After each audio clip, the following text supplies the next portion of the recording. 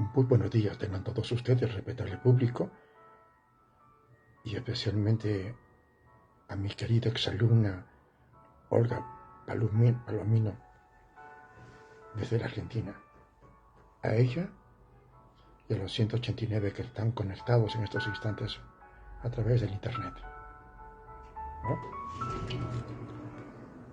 Vamos a dar inicio a la conferencia del día de hoy. Hasta está con la mascota. Esta es la primera que siempre está, la primera en escuchar la conferencia. Déjame hacer la conferencia, por favor. Me disculpen. Es que se pone ahí un poco especial. Bueno, con las disculpas del caso y la ocurrencia y la anécdota de mi mascota. Obviamente los gatos también tienen cáncer, ¿no? Así que hay que cuidarlos. Y a veces consentirlos, ¿no? Los animalitos en su capacidad de no raciocinio, pero tienen una intuición de que ser tolerantes, ¿no? Es la mascota de mi hija Yanelita Teresita, la última. Bueno, no estaba esto en el libreto, pero son ocurrencias. Y bueno, vamos a dar inicio entonces a la conferencia del día de hoy. Estaba saludando a Olga Lucía Palomino, mi querida exalumna de la Argentina, y a todas mis exalumnas que ya me dieron un trato especial a mí y a mi familia, siempre con gratitud y reconocimiento para estas conferencias totalmente gratuitas. Justamente, reitero, como un acto de agradecimiento y reconocimiento a todo lo que me dieron, sin pedirles nada a cambio, durante el tiempo que les enseñé.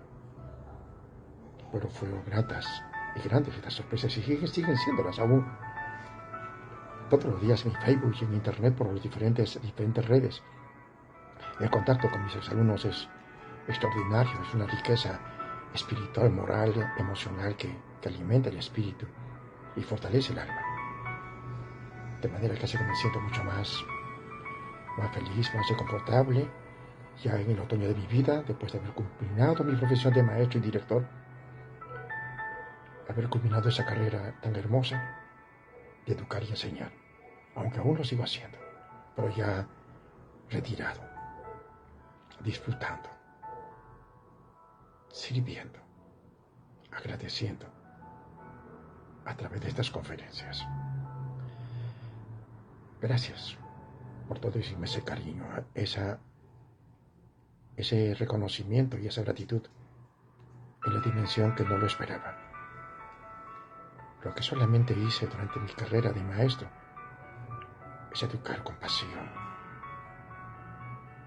como fue la enseñanza que les di con la calidad y la modestia del caso, pero con toda la vocación y la pasión del mismo. Pues bien, hecho este preámbulo, y agradeciendo a mi coach y mi mentor, el doctor Emer Huerta, que es hoy mi aliado estratégico, y haciendo sinergia con él, vamos a continuar ayudándolos y confrontando el cáncer, para que juntos logremos ayudarlos a usted y a ustedes y a nuestros seres queridos a vencerlos. Y a los que tienen la dicha de no tenerlos, estar prevenidos y evitar. Es cosa seria. Entonces vamos hoy a tocar el tema. Entramos ya de lleno al tema con los tratamientos alternativos y complementarios. Cuidado, no todo lo que brilla es oro. Recuerdo mucho el caso de una mujer humilde con cáncer de cuello del útero que llegó a verme al hospital en el que trabajaba en Perú. Y al momento de hacerle el examen genital, me di con la sorpresa de que tenía una enorme cantidad de hierbas dentro de la vagina. Y al preguntarle qué era eso y por qué lo había hecho, Me confesó que hacía aproximadamente un año le habían diagnosticado cáncer de útero en otro hospital, y debido a los consejos de amigas y familiares, no quiso aceptar el tratamiento de cirugía que le ofrecieron los médicos. Y en vez aceptó el tratamiento de embutirse diariamente un preparado de hierbas dentro de la vagina, porque según sus consejeros, entre comillas, ese tratamiento, entre comillas, era mejor que cualquier otro, porque había curado a muchas mujeres con ese cáncer, entre comillas. Cuando el sangrado vaginal se hizo más intenso y la mujer empezó a tener dolor en el vientre bajo, decidió por fin ir al hospital. El cáncer había avanzado y ahora comprometía parte de la vejiga y el recto. La curación era ahora casi imposible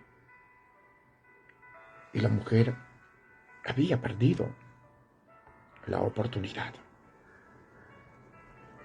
su oportunidad.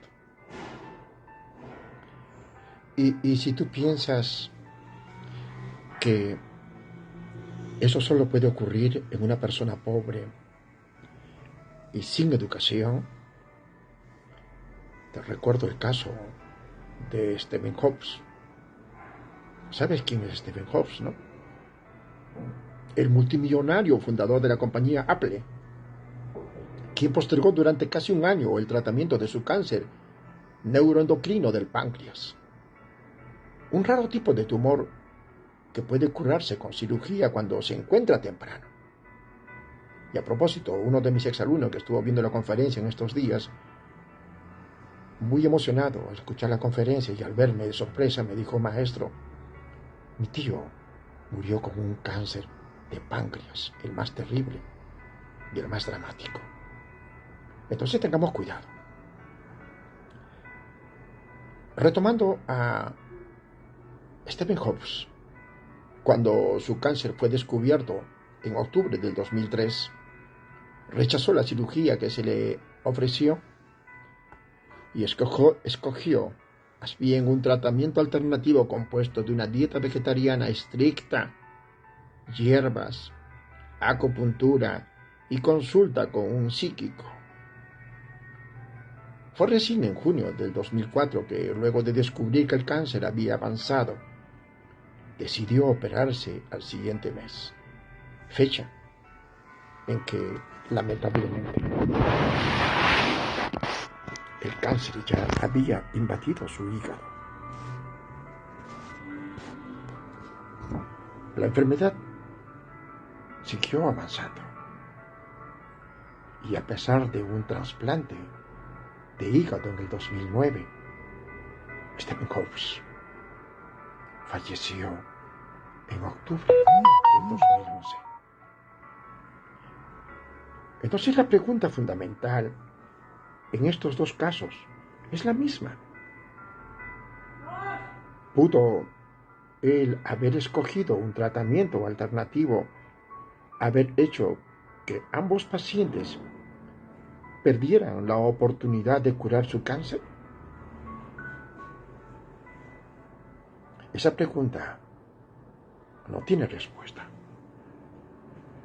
Pero lo que sí te puedo decir es que, desde el punto de vista estadístico, las probabilidades de controlar mejor la enfermedad eran mayores con un tratamiento convencional. Se calcula que más del 70% de las personas en los Estados Unidos usan algún tipo de medicación complementaria o alternativa durante su jornada a través del cáncer. Y esto es entendible. Es natural que, ante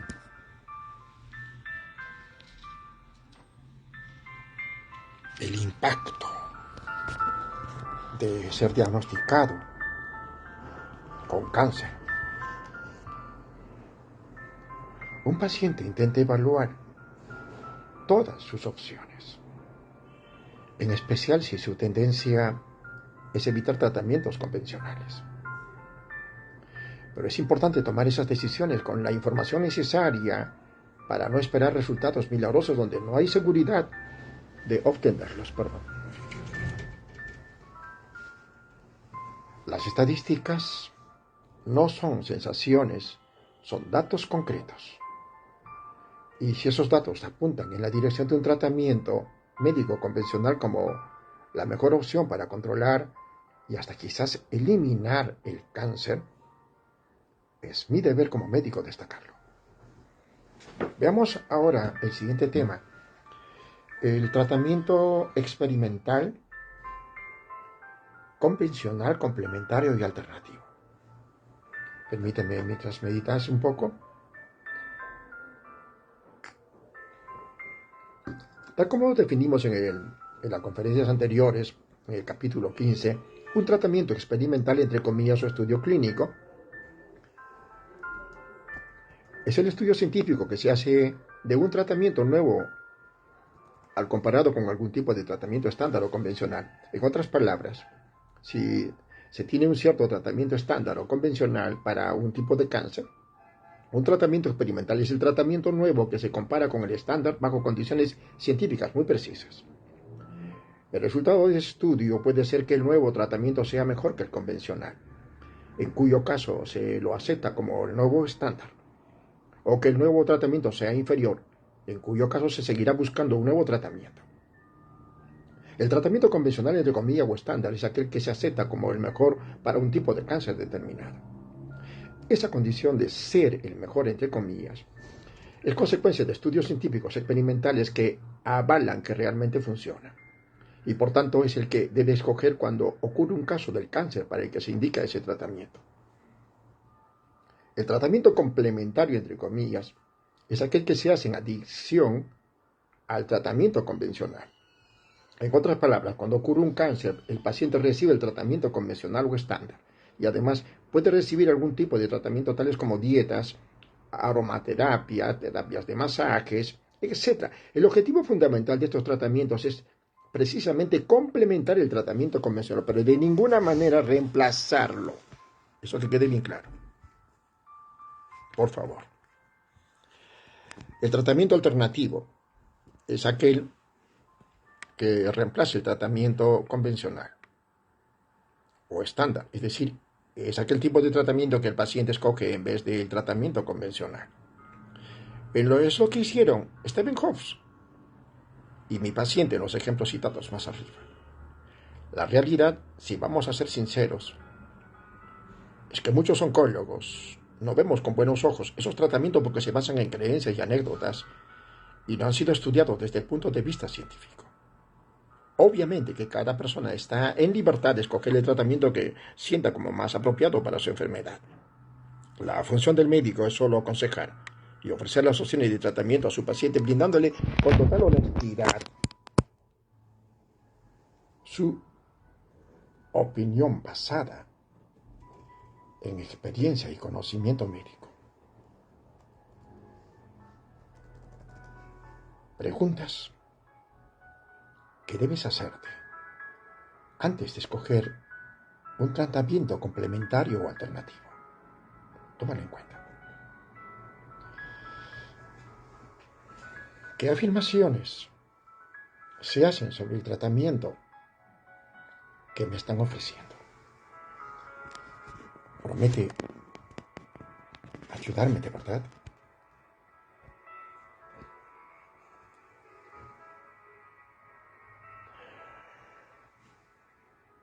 Promete aliviarme de verdad. Aliviar los efectos secundarios producidos por el tratamiento. ¿O promete curarme el cáncer? ¿Cuáles son las credenciales médicas y científicas de los que apoyan el tratamiento? ¿Son expertos reconocidos en el tratamiento del cáncer o en medicina complementaria? ¿Se han hecho estudios científicos o ensayos clínicos, pruebas en voluntarios humanos para probar si los tratamientos alternativos o complementarios que me están ofreciendo realmente funcionan? Si se han hecho estudios científicos, los resultados han sido publicados en revistas médicas prestigiosas después de haber sido revisados por otros científicos en el mismo campo. ¿Cómo se hace la publicidad del método alternativo o complementario que me está ofreciendo? ¿Se promueve solo en los medios de comunicación, o sea, libros, revistas, internet, TV, infomerciales y programas de radio, y no en revistas científicas? ¿Cuánto cuesta el tratamiento? ¿Será cubierto por mi seguro? ¿El método está ampliamente disponible para su uso por los médicos o es solo distribuido y vendido por quien lo inventó diciendo que es una fórmula secreta?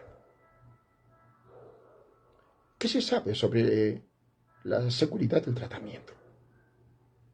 ¿Podría ser dañino o tener interacciones negativas con los medicamentos que estoy tomando o me van a dar? ¿El método que me está ofreciendo exige que renuncie al tratamiento médico convencional o estándar? Y de ser así, ¿podrán afectarse mis posibilidades de curación? ¿Será posible que ese retraso haga que el cáncer avance sin control? Veamos los signos que el tratamiento alternativo puede ser un fraude. Toma nota. Cuando el tratamiento promueve y promete una cura para el cáncer y otras enfermedades graves, uno debe sospechar de los anuncios que dicen que un cierto tratamiento puede curar todo tipo de cáncer, además de otras enfermedades incurables como la fatiga crónica, la esclerosis múltiple, el SIDA, etc.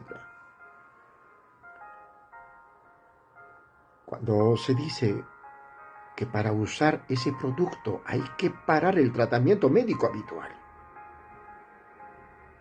Cuando se dice que el tratamiento o el medicamento ofrecido es un secreto, entre comillas, ignorado por la ciencia médica y que solo ciertas personas lo conocen. Cuando el tratamiento o el medicamento es ofrecido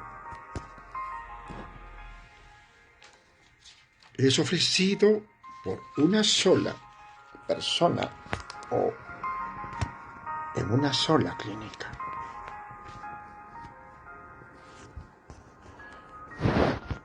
Recuerda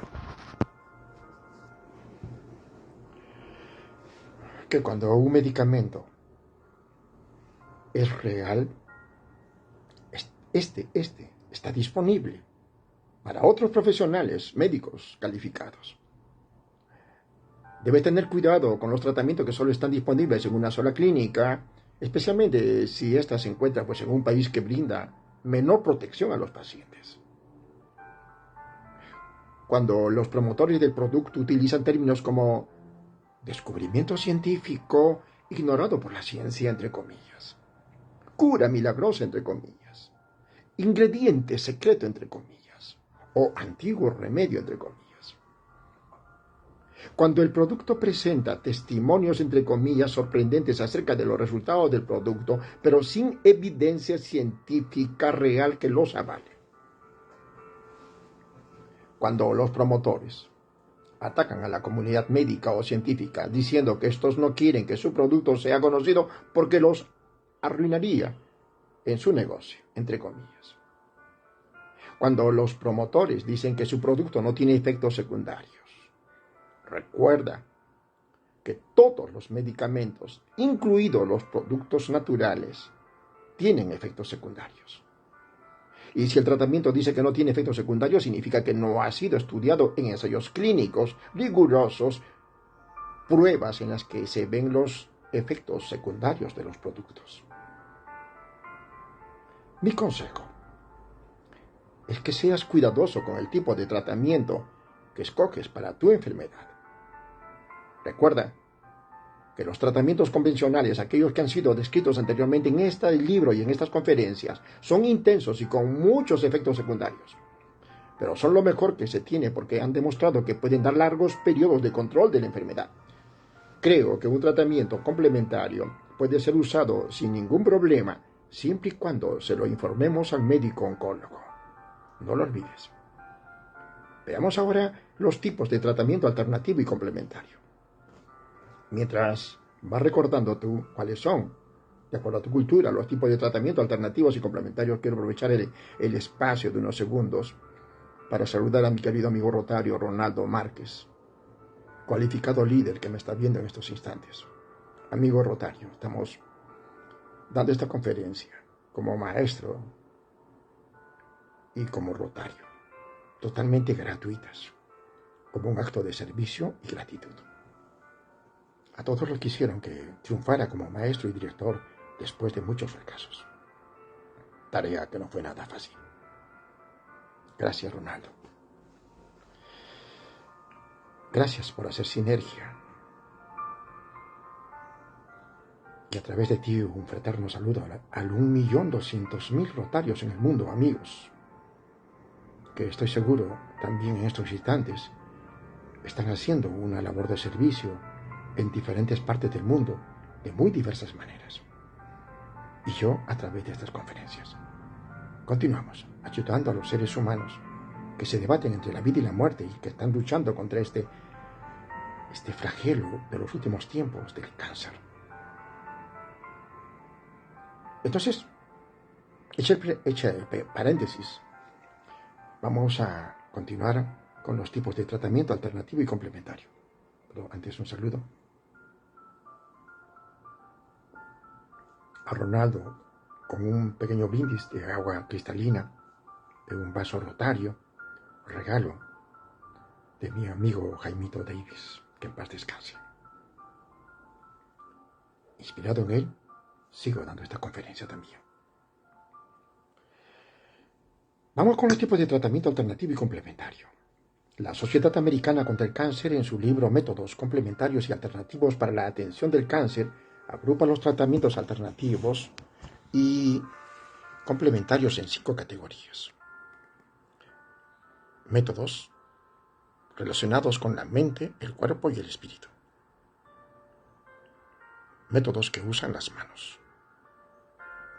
Métodos que usan hierbas, vitaminas y minerales. Métodos que usan dietas y elementos nutricionales. Y métodos que usan elementos farmacológicos y biológicos. Veamos cada uno de ellos de forma un poco más detallada. Los métodos relacionados con la mente, el cuerpo y el espíritu. Estos incluyen los métodos que prometen el poder de la curación, entre comillas, a través de conectar la mente, el cuerpo y el espíritu. La aromaterapia consiste en el uso de aproximadamente 40 aceites esenciales, generalmente derivados de las plantas, y cuyo aroma puede proporcionar bienestar y mejorar la salud. No hay ninguna prueba de que pueda prevenir o curar el cáncer, pero indudablemente proporciona bienestar a muchos pacientes, sobre todo aquellos que desean disminuir los efectos secundarios del tratamiento. La terapia de arte consiste en el uso de algunas formas artísticas como la pintura, la escultura, la música, para proporcionar bienestar al paciente con cáncer. La Ayurveda. Según esta antigua teoría hindú, todas las enfermedades, incluyendo el cáncer, ocurren cuando hay un desbalance entre el medio ambiente y los sistemas de energía que controlan la mente, el alma y el cuerpo. A través de programas de alimentación, de meditación, uso de hierbas, de yoga, limpieza del intestino, masajes, ejercicios respiratorios o imágenes visuales, los proponentes de esta teoría aseguran que pueden prevenir o tratar el cáncer. Lo cierto es que no hay ninguna prueba científica de que esto sea cierto. Pero no hay duda de que los que la practican se sienten mejor, y desarrollan una actitud positiva para poder tolerar mejor los tratamientos. El biofeedback. Esta es una técnica que usan aparatos electrónicos para medir y monitorear funciones corporales básicas, las cuales, según sus proponentes, pueden ayudar a regular ciertas funciones corporales y promover la relajación y disminuir el estrés. Generalmente se monitorean 5 funciones: la tensión muscular, 1, la temperatura corporal, 2, la sudoración, 3, el pulso y presión arterial, 4, y la frecuencia respiratoria. Ahí están las 5. No hay ninguna evidencia de que pueda influir en el cáncer, pero puede ayudar a la relajación del paciente con cáncer. ¿Ves la diferencia? Las curaciones de fe, porque propone que en ciertos lugares o ciertas personas tienen la capacidad de curar el cáncer. Tiene mucho que ver con la fe que se les tiene a los santos o a las divinidades y con los milagros que se les atribuyen. No hay prueba de que puedan ayudar, pero obviamente la espiritualidad bien guiada puede ayudar a una persona a sentirse mejor. El curanderismo, muy popular en América Latina, ¿no? Usa hierbas, masajes, ritos curativos, técnicas espirituales y oraciones. No hay evidencia de que tenga influencia alguna sobre el cáncer, pero muchas personas que se sienten mejor después de practicarlo. Gracias por ese corazón lleno de amor. Me estimula para seguir metiéndole pasión a la conferencia. No sé de quién es en la sombra, pero gracias. Muy bien.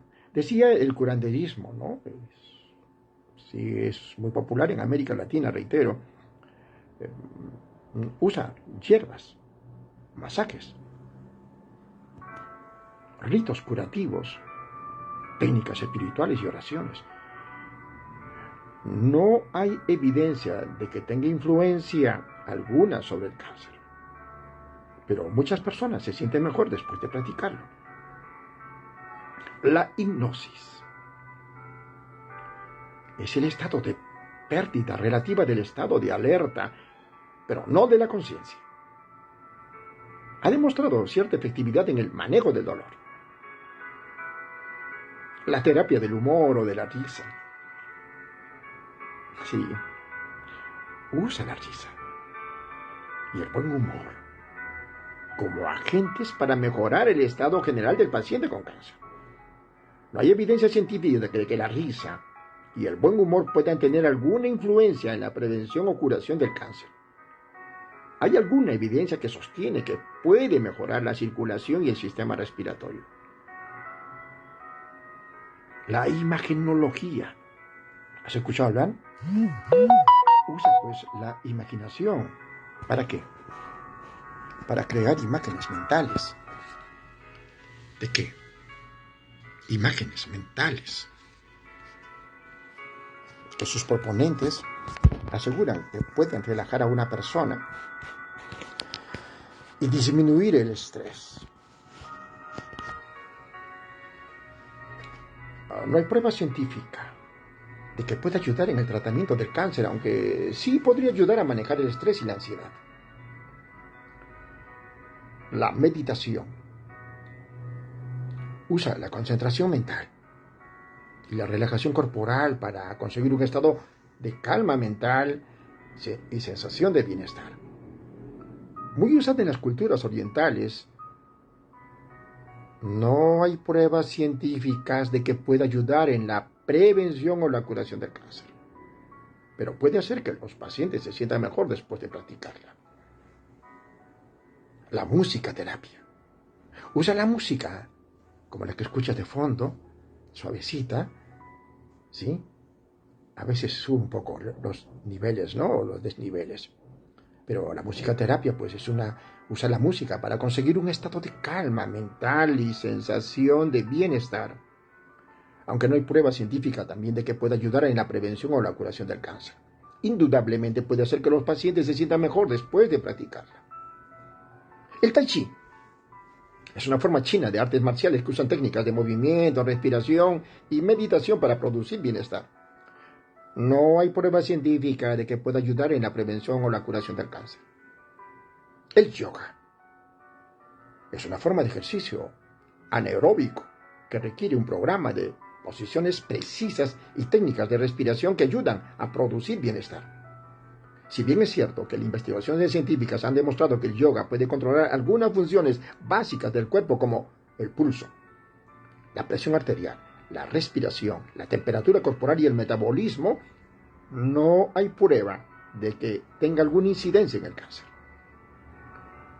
Puede ayudar, sin embargo, a que los pacientes en tratamiento o quienes ya han pasado su tratamiento se sientan mejor. Veamos ahora la segunda, los métodos que usan las manos para promover bienestar. Estas manos divinas para promover bienestar. La acupuntura. Es una técnica china milenaria en la cual se introducen agujas finas en ciertos puntos de acupuntura, los cuales están distribuidos en 12 meridianos del cuerpo. No hay prueba de que tenga incidencia alguna en el cáncer, pero ha demostrado utilidad en el manejo de algunos de los síntomas de la enfermedad como el dolor y las náuseas causadas por la quimioterapia. La terapia electromagnética usa energía eléctrica o magnética para producir bienestar. No hay pruebas de que tenga alguna incidencia en el cáncer. La terapia de masaje incluye el sobar y manipular diversas partes del cuerpo para promover relajación, el aumento de la circulación y el bienestar. Y si bien es cierto que no hay pruebas de que tengan incidencia alguna en el cáncer, sí se ha demostrado que pueden ayudar en el manejo del estrés, de la ansiedad, el dolor y la depresión que se pueden producir en un paciente con cáncer. El moxibustión usa la estimulación de ciertos puntos del cuerpo con el calor producido por la quema de pequeños atados de hierbas, pero no hay pruebas de que tenga alguna incidencia en el cáncer. La reflexología usa la presión de ciertos puntos de los pies para promover el bienestar. No hay pruebas de que tenga alguna incidencia en el cáncer. El Reiki es una palabra japonesa que significa energía universal de la vida, entre comillas. Y es una técnica pues que usa la manipulación y el masaje de ciertas partes del cuerpo consideradas por sus proponentes como áreas de energía que controlan la salud física y espiritual. Es muy popular y aunque no hay pruebas de que tenga alguna incidencia en el cáncer, los pacientes con cáncer refieren sentirse con menos estrés y dolor después de las sesiones. Veamos la tercera, los métodos que usan hierbas, vitaminas y minerales. Permiten un poco de líquido vital.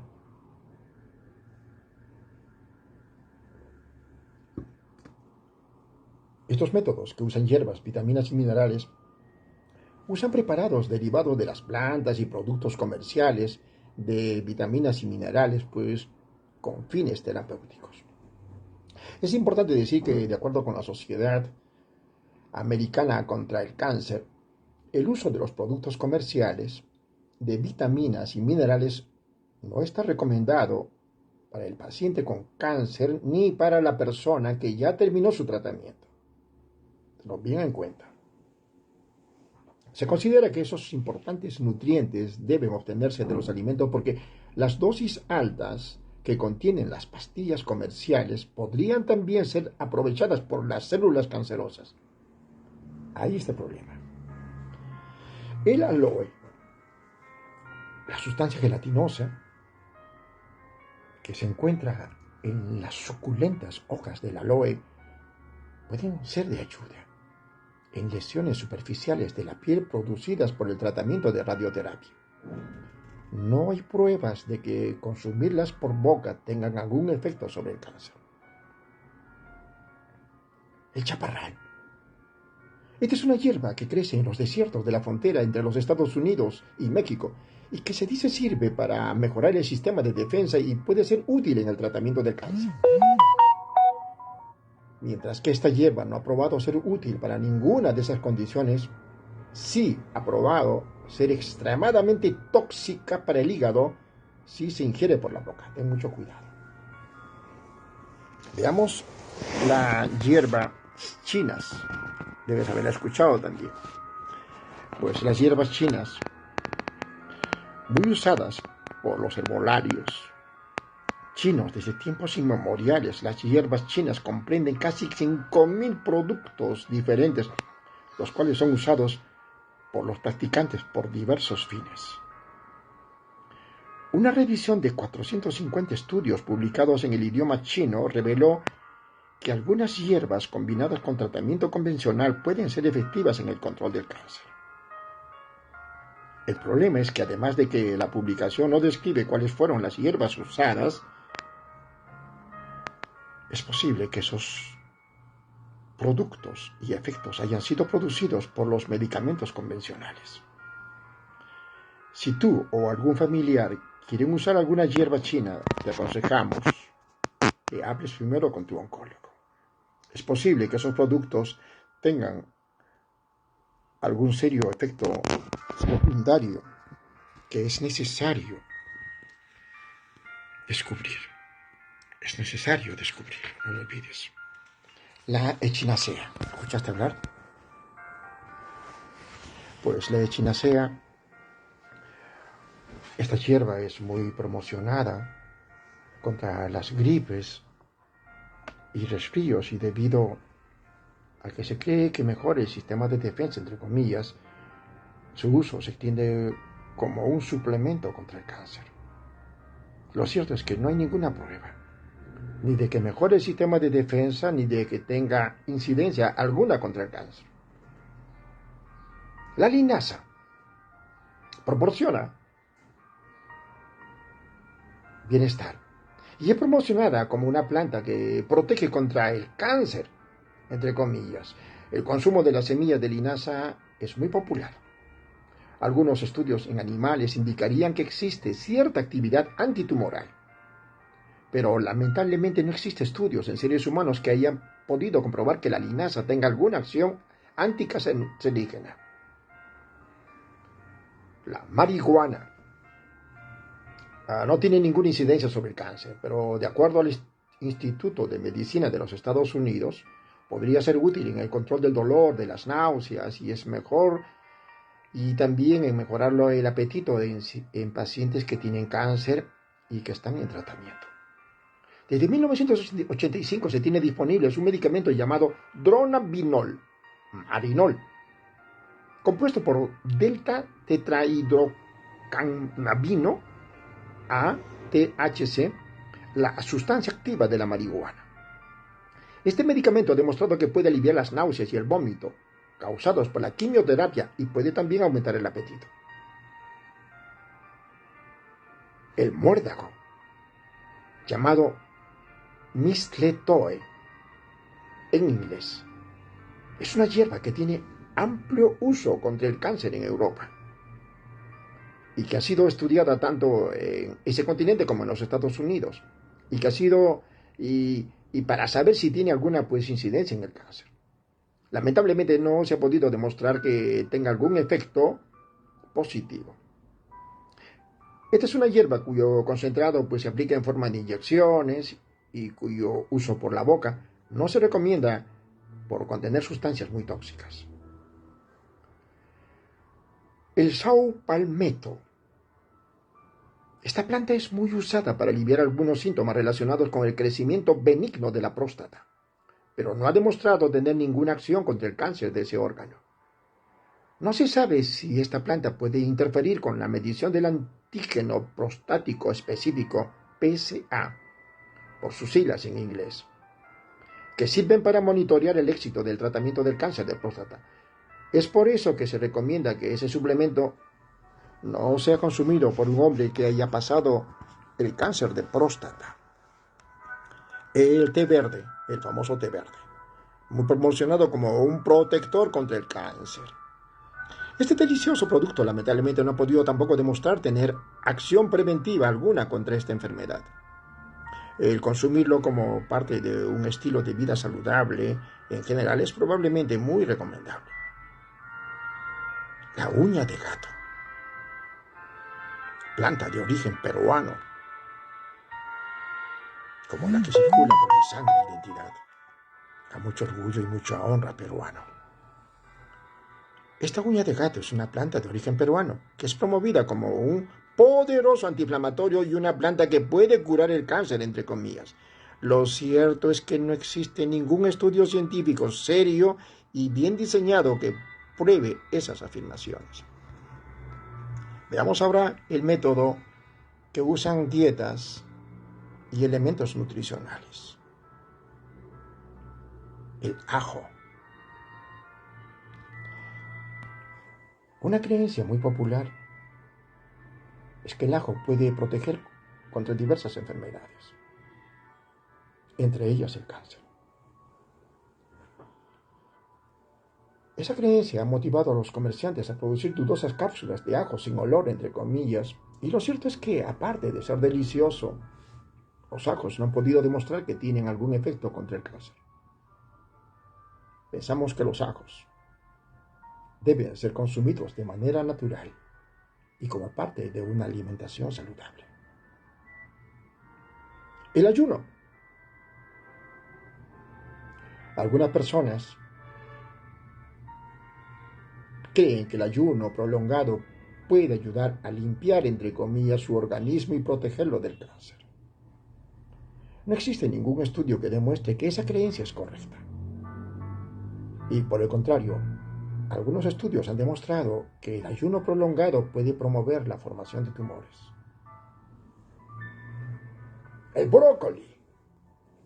Desde hace aproximadamente 20 años se han promovido las propiedades protectoras, entre comillas, contra el cáncer del brócoli.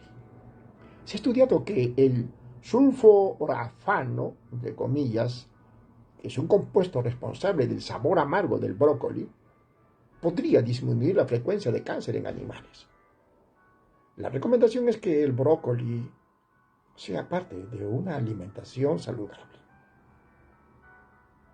El tratamiento de Gerson, creado en los años 40 por un médico alemán radicado en los Estados Unidos, es un régimen metabólico, entre comillas, compuesto por enemas de café asociados a una estricta dieta vegetariana baja en sal y grasa, con altas cantidades de jugos vegetales y de frutas y suplementos, de vitaminas, minerales, hormonas tiroideas y aminoácidos. Lo cierto es que ningún estudio bien diseñado ha demostrado que ese régimen tenga alguna efectividad en el tratamiento del cáncer. El licopeno es la sustancia química responsable del color intenso de los tomates y otras frutas y vegetales, y tiene el doble de actividad antioxidante del caroteno. Distintos estudios en animales han revelado que puede proteger contra el cáncer de estómago, del pulmón y próstata. Se necesitan más investigaciones en seres humanos y pensamos que las frutas y vegetales, incluyendo los tomates, son la principal fuente de esta y otras sustancias químicas beneficiosas. El noni. Este es el ejemplo del producto que tiene una infinidad de usos y cuyos proponentes sostienen que puede curar y aliviar enfermedades desde la A hasta la Z. En 1998, los fiscales generales de Arizona, Texas, California y Nueva Jersey prohibieron la venta de este producto porque, según las publicidades, curaba el cáncer, el SIDA, la diabetes el reumatismo, la presión arterial, el colesterol alto, la psoriasis, las alergias, las anormalidades del ritmo cardíaco, las inflamaciones crónicas y los dolores de las coyunturas. No se ha podido demostrar ninguna utilidad ni en la prevención ni en el tratamiento del cáncer. La soya. La soya es una planta de la familia de las habichuelas, ¿no es cierto? O los frijoles, ¿no? Que se usa como alimento de seres humanos y también animales, ¿no? Se puede decir y también preparar de muchas formas, ¿sí? Y entonces, yo recuerdo siendo el tofu, la leche de soya y la harina de soya, las más populares. Contiene unas sustancias llamadas fitoestrógenos o isoflavonas, que en estudio con animales han demostrado poder reducir el riesgo de desarrollar cáncer de mama, próstata y colon. Sin embargo, no se han hecho estudios a largo plazo en seres humanos que puedan corroborar esos hallazgos. Lo que sí se hizo fue un estudio en Japón en más de 260.000 hombres y mujeres que comprobó que el consumo diario de miso, es una pasta de soya, podía disminuir el número de muertes por cáncer de estómago, aparentemente por una reducción en el riesgo de desarrollar la enfermedad. Por otro lado, existe una controversia con respecto a los fitoestrógenos, sustancia que se sabe bien tiene una actividad muy parecida a la de la hormona femenina o estrógenos. Algunos investigadores creen que puede actuar como antiestrógeno, mientras que otros creen que puede actuar como un estrógeno débil. Es por eso que se recomienda que aquellas mujeres que tengan cáncer de mama con marcadores de estrógeno positivo no consuman altas cantidades de cereales. El vegetarianismo es la práctica de consumir solamente alimentos de origen vegetal. Y es de dos tipos, ¿no? Aquellas que permiten el uso de huevos, derivados de la leche y pescados. O sea, una dieta ovo-vegetariana. Y aquella que es estrictamente vegetariana. O sea, una dieta vegana. Las dietas vegetarianas han demostrado que pueden proteger de las enfermedades del corazón, de la diabetes, de la presión alta, de la obesidad y el cáncer de colon. Y ciertos estudios realizados con personas pertenecientes a la Iglesia Adventista del Séptimo Día, cuyas prácticas religiosas les aconsejan no consumir carnes, han demostrado que los beneficios de la alimentación vegetariana son importantes. Sin embargo, algunos estudios también indican que esos beneficios podrían estar enmascarados porque los miembros de esa iglesia tampoco fuman cigarrillos ni consumen alcohol. Veamos el quinto método que usa elementos farmacológicos y biológicos. Permítame, mientras tanto, un poco de líquido vital.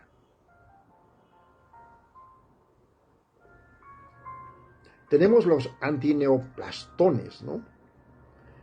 Que es un método alternativo de tratamiento del cáncer que implica usar ciertas sustancias, ¿sí?, químicas llamadas antineoplastones, los cuales fueron desarrollados por el médico polaco Stanislaw Bruszyński, mientras trabajaba en la Escuela de Medicina de Baylor en Houston, Texas, en 1967. Y según su teoría, ciertas sustancias a las que bautizó antineoplastones, encontradas en la orina y la sangre de personas sanas, tendrían una acción protectora contra el cáncer. Y posteriormente dejó su trabajo en la Escuela de Medicina y fundó su propia clínica en la que trata pacientes afectados de diversos tipos de cáncer y, según él, logra curarlos. En 1955, un jurado federal lo acusó de mercadear un producto no aprobado y de fraude administrativo contra los seguros del gobierno. Pero incluso antes que eso, en la década del 80, el Instituto Nacional del Cáncer de los Estados Unidos revisó algunos de los casos tratados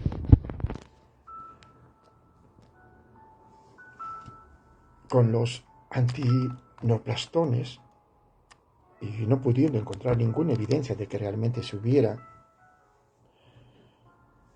curado el cáncer.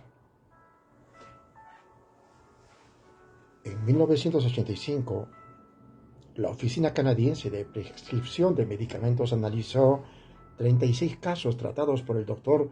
Burzyński y encontró que 32 pacientes habían fallecido sin ninguna evidencia de mejora. De los 4 restantes, un paciente falleció después de una leve mejoría. Otro estabilizó su enfermedad, pero falleció en un año. Y los 2 restantes desarrollaron cáncer diseminado. El caso del cantante Draco Rosa, ex miembro del Menudo, ¿sí?, de la banda de Menudo, quien recayó poco más de 2 años después de haber recibido un tratamiento con antineoplastones para el linfoma difuso de célula B que desarrolló en abril del 2011. Brinda un buen ejemplo de la dudosa efectividad de este tipo de tratamiento, sobre todo cuando, por un precio que varía entre $36,000 y $60,000 por año de tratamiento, se asegura que el cáncer pues sería curado, ¿no?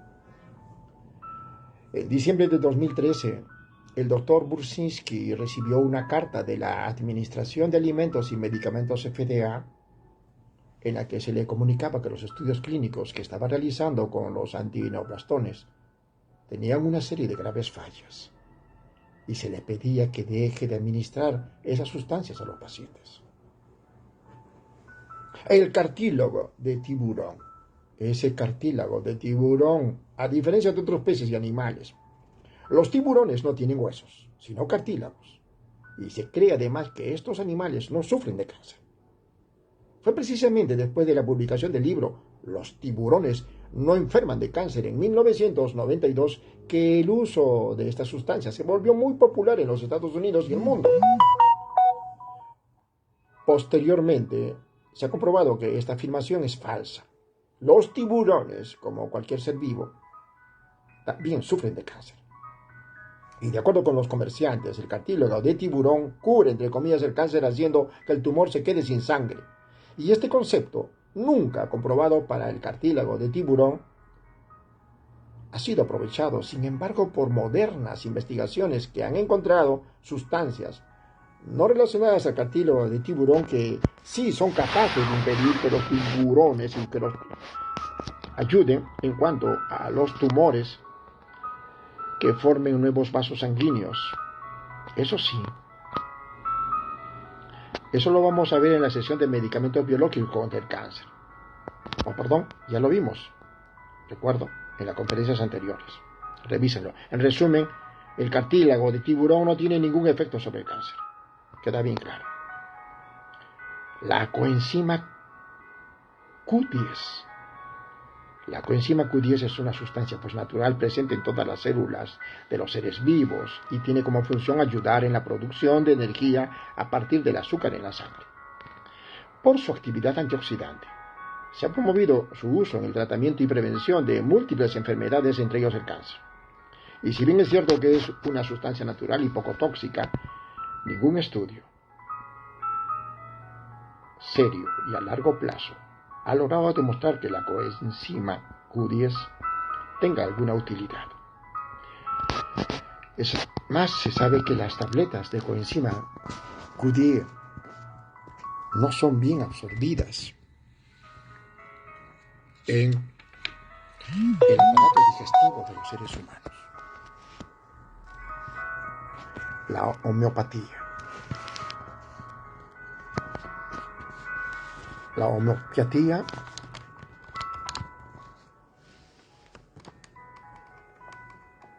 la homeopatía.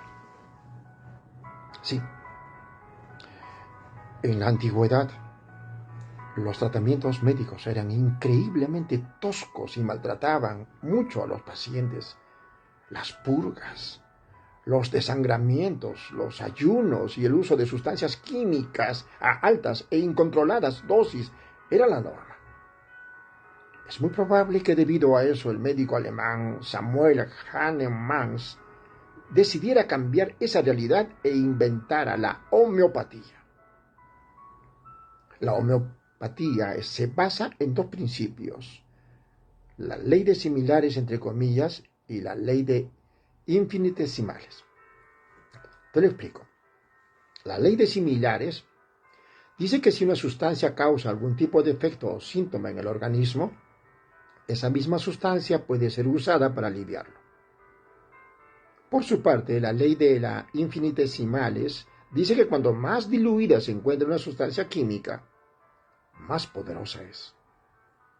Obviamente esas leyes creadas hace más de 200 años, mucho antes del desarrollo del método científico, que guía nuestra medicina moderna, ya han quedado completamente anticuadas, ¿no? Y en relación al cáncer, no hay estudios científicos que hayan comprobado el valor de la homeopatía en el tratamiento de esa enfermedad. Muchas personas logran aliviar algunos de los síntomas ocasionados por el tratamiento con radioterapia o quimioterapia. Se piensa que eso se consigue por el llamado efecto placebo. Y al respecto, una reciente revisión de 60 y 80 estudios publicados en la literatura médica, hecha por el Consejo Nacional de Salud e Investigación Médica de Australia, encontró que la homeopatía no era mejor que un placebo. Otros estudios han demostrado que algunos usuarios de sustancias homeopáticas presentaron alergias, trastorno del ritmo cardíaco, asma, y que las sustancias homeopáticas pueden interferir con la acción de algunos medicamentos. Algunos pacientes tuvieron que ser hospitalizados y se presentaron algunos fallecimientos. Al parecer, la dilución de las sustancias químicas no estuvo bien hecha. Veamos la orinoterapia, usada empíricamente desde hace miles de años por culturas orientales. La orinoterapia emplea la orina humana para tratar diversas enfermedades, entre ellas el cáncer. Eso fue propulsado a mediados de los años 50 por el médico griego Evangelos Danopoulos, quien aseguraba haber encontrado propiedad contra el cáncer en la urea, que es una sustancia muy abundante en la orina humana. Los estudios han sido muy pocos y no han encontrado evidencia de que la orina pueda tener algún efecto en el tratamiento del cáncer. La quelación. En 1930 se descubrió una sustancia llamada ácido etilenamino tetraacético, EDTA, por sus siglas en inglés, que demostró ser muy efectivo en los casos de intoxicación por plomo u otros metales. Lo que hace el EDTA es quelar, entre comillas, o remover el metal y eliminarlo a través de la orina. Poco después, y sin demostración científica, se empezó a usar el EDTA para limpiar, entre comillas, el calcio de las arterias de personas afectadas con arteriosclerosis y para limpiar el cuerpo de toxinas y prevenir también o tratar el cáncer. Al momento no existen pruebas científicas que demuestren que EDTA pueda ayudar en el tratamiento o prevención del cáncer. Y su uso puede ser tóxico, causando daño en los riñones, ocasionando latidos irregulares en el corazón, náuseas, vómitos y deficiencias de minerales en el organismo.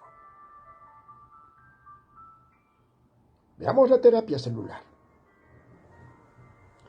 Inventada por el médico suizo Paul Niehans en 1931, este tipo de medicina alternativa usa células del cerebro, de la glándula pituitaria y de la tiroides, y del timo, del hígado, de los riñones, del páncreas, del vaso, del corazón, de los ovarios y de los testículos de animales y jóvenes, las que son inyectadas a los pacientes. La teoría es que esas células sanas de animales jóvenes reemplazan, entre comillas, a las células enfermas del paciente, con lo cual se logra la curación. No solo han sido promovidas para curar el cáncer, sino también la enfermedad de Parkinson, la artritis, enfermedades del corazón e incluso el síndrome de Down. Ningún estudio serio ha podido comprobar que esas terapias celulares funcionen. Y se han documentado serios efectos secundarios. Hay que tener cuidado, incluyendo graves infecciones y muerte en las personas inyectadas con las células de animales. Los venenos de animales. Existen diversos tipos de venenos, entre ellos el de las abejas, del alacrán azul, de los gorgojos, que son usados por practicantes de medicina alternativa en su intento de curar, entre comillas, el cáncer. Ningún estudio ha probado que esas sustancias tengan algún valor. En resumen, el cáncer es una enfermedad demasiado seria como para que el paciente o su familia no exploren todas las posibilidades de tratamiento, incluyendo los tratamientos alternativos y complementarios. Estoy convencido de que solo un paciente muy bien informado será capaz de tomar la decisión más adecuada para el tratamiento de su enfermedad. Informarse acerca de los beneficios y efectos secundarios de tratamientos formales, alternativos y complementarios, y buscar tantas opiniones como sea posible de médicos y otros profesionales de la salud son pasos muy importantes para tomar buenas decisiones. Y no solo hay que estar al tanto de lo que funcionaría en cada caso en particular, sino también de los engaños. Son muy comunes cuando los comerciantes se dan cuenta de que hay pacientes y familiares desesperados. Si el paciente y la familia están bien informados, es poco probable que sean víctimas de un engaño.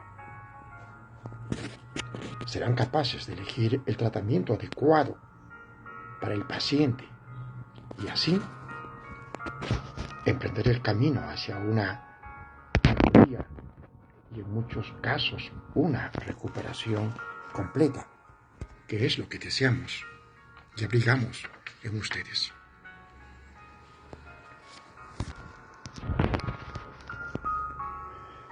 Considero que por hoy nos quedamos acá o continuamos un poco más. ¿Sí? ¿Un poco más? A ver. Veamos la supervivencia del cáncer. Nueva vida después del cáncer. El diagnóstico del cáncer es una de las experiencias psicológicas, traumáticas, más intensas que puede sufrir el ser humano.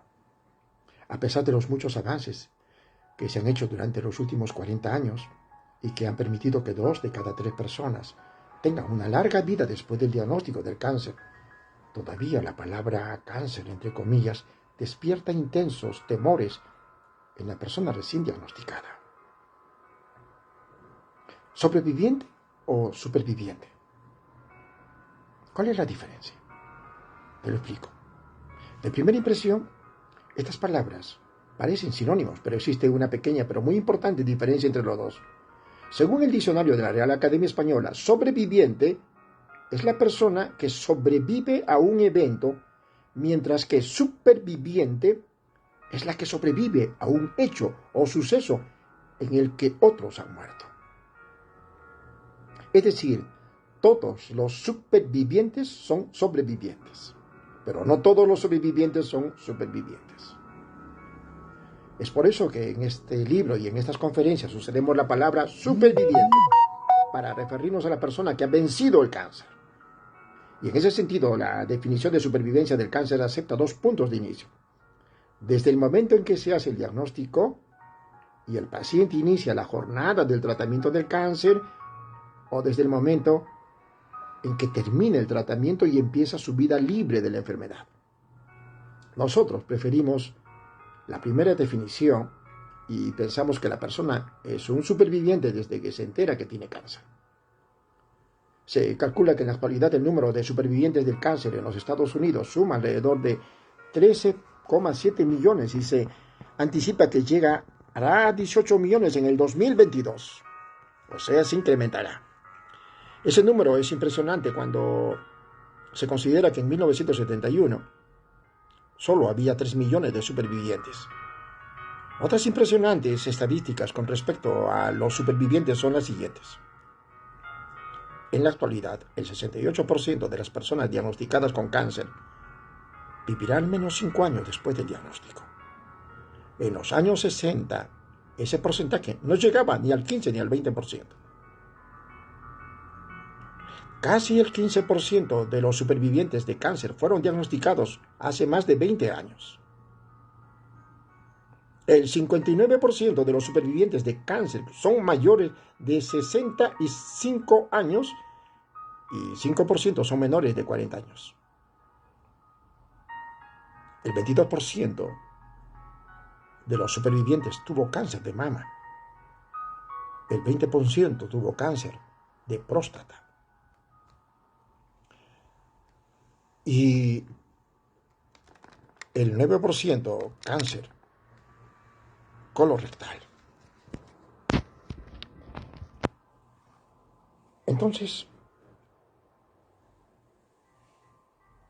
y hay un 8% de cáncer de cuello del útero, cáncer de útero o cáncer de ovario. Estos maravillosos avances son consecuencia de mejores métodos de detección precoz de cáncer de mama, de colon, de próstata y cuello uterino, mejores tratamientos de la enfermedad, incluyendo tratamientos biológicos más específicos y menos tóxicos, y el control más eficaz de los efectos secundarios de las terapias, lo que permite ser más agresivos con los tratamientos. Veamos las 3 etapas de la supervivencia del cáncer. Permíteme un poco de líquido. ¿Cuáles son las 3 etapas de la supervivencia del cáncer? Habiendo definido la supervivencia como el tiempo que transcurre desde el momento en que se hace el diagnóstico hasta que llega el final de la vida, podemos aceptar que la jornada del cáncer tiene 3 momentos. Uno primero, el momento inmediatamente después del diagnóstico. Incluye el golpe psicológico de aceptar que se tiene la enfermedad y las múltiples vivencias que transcurren durante el tratamiento del cáncer. En los capítulos enfocados en los diferentes tipos de tratamiento hemos tocado los temas relacionados con los efectos secundarios de esas terapias y cómo afrontarlos. Y más adelante, en este capítulo, describiremos brevemente el golpe psicológico del diagnóstico. Segundo, el momento después de terminar el tratamiento. Incluye los meses en los que el paciente ha superado la enfermedad. Pero la cosa está fresca, entre comillas, y el superviviente tiene que hacer un seguimiento cercano y frecuente de la enfermedad con sus oncólogos, generalmente 3 a 4 veces al año. Las dudas intensas acerca del posible retorno del cáncer, asociados a la sensación de que ya no tienen el médico tan cerca, entre comillas, son características importantes de esta etapa. Tercero, el momento de la supervivencia de largo plazo. Incluye todos los años de vida después de las 2 etapas anteriores. Se estima que 2 de cada 3 personas regresan a tener una vida prácticamente normal después de terminar el tratamiento del cáncer, pero 1 de cada 3 desarrolla serios problemas de adaptación y el paciente regresa al cuidado de su médico de cabecera, que idealmente debería llevar consigo un plan de cuidado del sobreviviente. Un documento en el cual se describe el tratamiento recibido y las recomendaciones de seguimiento del oncólogo al médico de cabecera. temas relacionados a la alimentación, la actividad física, las relaciones personales, la reaparición del cáncer, etc., tienen una gran importancia durante este método, este momento. Y hay que saber aplicar los métodos. Las siguientes son algunas de las posibilidades que pueden darse durante este tercer momento en la vida del superviviente. Que la persona viva sin cáncer por muchos años y que fallezca por cualquier otra razón, pero no por cáncer. Que la persona viva sin cáncer por muchos años, pero que en el trayecto o en el transcurso de la vida, ¿sí?, presente alguna complicación producida por el tratamiento de la enfermedad. Que la persona viva sin cáncer por muchos años, pero que fallezca por una recurrencia tardía de la enfermedad. Que la persona viva sin cáncer por muchos años, pero que desarrolle un segundo tipo de cáncer diferente al primero. Que la persona viva con etapas en las que el cáncer regresa cada cierto tiempo y recibe tratamiento periódicamente. Que la persona viva con el cáncer permanentemente, porque éste nunca pudo controlarse adecuadamente. En este momento es importante poner en claro un hecho de la existencia humana que siempre me permito discutir con mis pacientes. Es el referido a que la vida y la muerte son las dos caras de una misma moneda y que la única certeza que tenemos en la vida es que algún día vamos a morir. Algún día vamos a morir.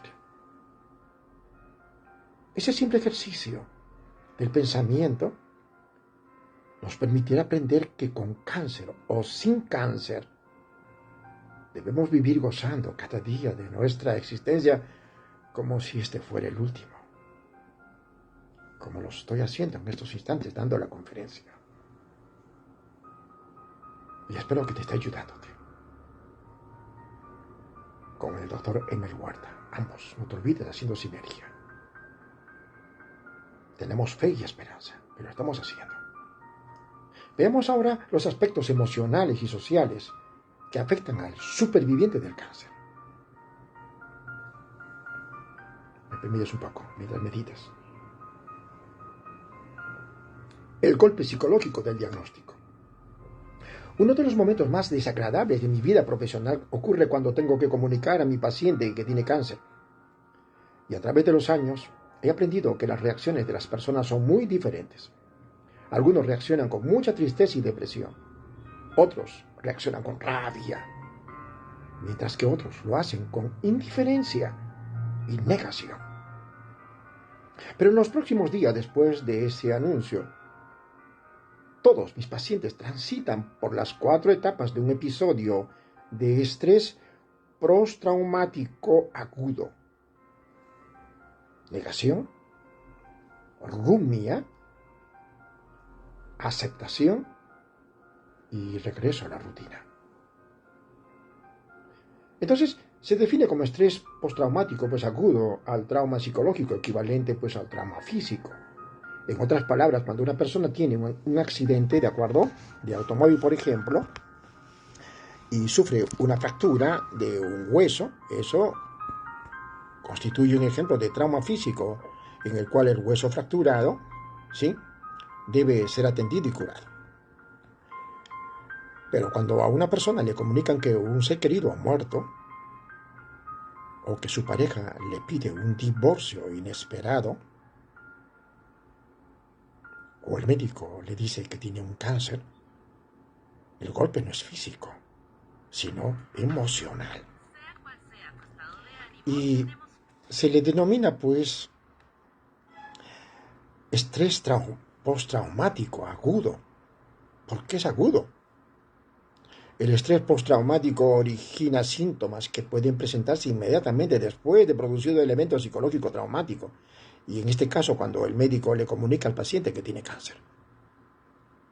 Aquella persona que no sepa transitar por las 4 etapas mencionadas anteriormente tendrá problemas emocionales duraderos que le impedirán tener una vida productiva y de calidad durante el tratamiento como una vez completado el mismo. Describiremos brevemente cada una de estas etapas. La negación ocurre inmediatamente después de que el médico le dice al paciente que tiene cáncer. La persona no lo cree o no quiere creerlo.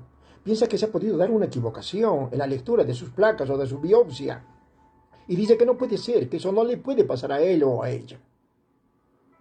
Después de algunos días, la gran mayoría de las personas pasa esta etapa y reconoce que tiene la enfermedad.